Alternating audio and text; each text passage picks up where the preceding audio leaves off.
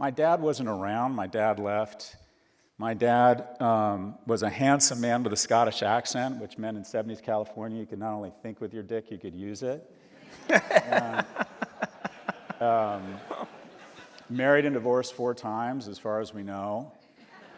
And so he left when I was 8, and he wasn't, he tried. I gave him later in life, because I think the primary box you have to check as a dad is to be better to your son than your father was to you. And my dad was a much better father than his dad was to him. His dad was an alcoholic and physically abusive to him, and he was pulled out of school at the age of 13, lied, and joined the Royal Navy, where he was jumping into freezing water in a wetsuit at the age of 18 to come home after 2 years, sending all his money home because he wanted to come to America, where his mother informed him she'd spent all his money on whiskey and cigarettes, and was angry at him when he was upset because she said, "What was I supposed to do? I'm bored."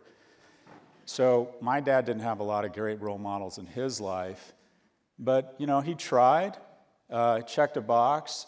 I inherited the gift of storytelling, and he made the smartest decision that had the most impact on my life, and that is he and my mother decided to immigrate to America. A lot of my success is not my fault, so their decision to get on a steamship at the ages of 20 and 21 and come to America, I'm just very grateful. And in divorce, you have a tendency, I think, to sanctify one person and demonize the other, and I did that. I didn't speak to my father for years at a time because I would get very angry when I would think about he could have made my mom and my life much easier, and he didn't. And you hold on to that resentment, right? I don't know. A lot of us have complicated relationships with our parents, but the learning here, or the big unlock for me, and what I would tell anybody, it's just made me much happier, is that growing up, my approach to relationships was transactional. Am I getting as much from this friendship as you are?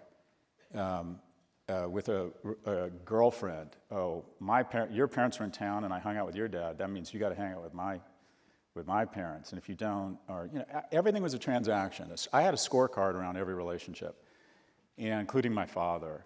All right, I'm not going to be a better son than you were a father to me, full stop. I'm just not. And then the biggest unlock, or one of the biggest unlocks in my life that started with my father, is I said, okay, what kind of son do I want to be? What kind of friend do I want to be? What kind of partner do I want to be? What kind of investor do I want to be? What kind of business partner do I want to be? And then hold yourself to that standard and just put away the fucking scorecard. Because you always inflate your own contributions and diminish theirs, and you end up unhappy. You always end up, and I decided I wanted to be a loving, generous son, regardless. Can I ask, what point in your life did you make that shift? A few weeks ago. Under the influence of mushroom chocolates, I'm reconsidering it. Quite frankly, not until I was about 40 or 45. And as soon as I decided I want to be a generous, loving son and put the bullshit away, our relationship just got much better. And I realized I forgave him for his flaws, recognizing, he did try. And a lot of his DNA, a lot of his risks have paid huge dividends for me. So there's no reason I can't be grateful for those things.